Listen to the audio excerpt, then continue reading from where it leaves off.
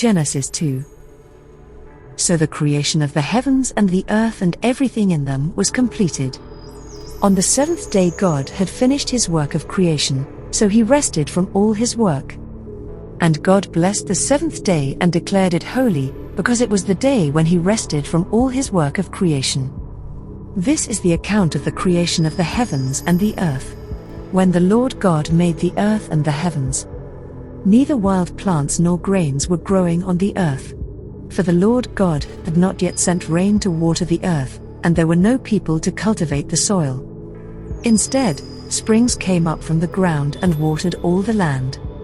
Then the Lord God formed the man from the dust of the ground. He breathed the breath of life into the man's nostrils, and the man became a living person. Then the Lord God planted a garden in Eden in the east, and there he placed the man he had made. The Lord God made all sorts of trees grow up from the ground, trees that were beautiful and that produced delicious fruit. In the middle of the garden he placed the tree of life and the tree of the knowledge of good and evil. A river flowed from the land of Eden, watering the garden and then dividing into 4 branches. The first branch, called the Pishon, flowed around the entire land of Havilah, where gold is found. The gold of that land is exceptionally pure. Aromatic resin and onyx stone are also found there. The second branch, called the Gihon, flowed around the entire land of Cush. The third branch, called the Tigris, flowed east of the land of Ashur.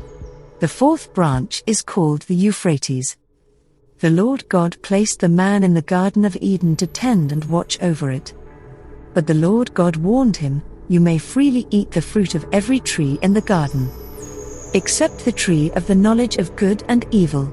If you eat its fruit, you are sure to die." Then the Lord God said, "It is not good for the man to be alone. I will make a helper who is just right for him." So the Lord God formed from the ground all the wild animals and all the birds of the sky. He brought them to the man to see what he would call them, and the man chose a name for each one. He gave names to all the livestock, all the birds of the sky, and all the wild animals. But still there was no helper just right for him. So the Lord God caused the man to fall into a deep sleep. While the man slept, the Lord God took out one of the man's ribs and closed up the opening.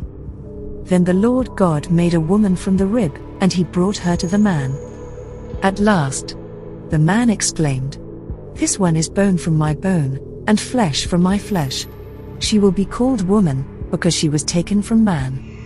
This explains why a man leaves his father and mother and is joined to his wife, and the two are united into one.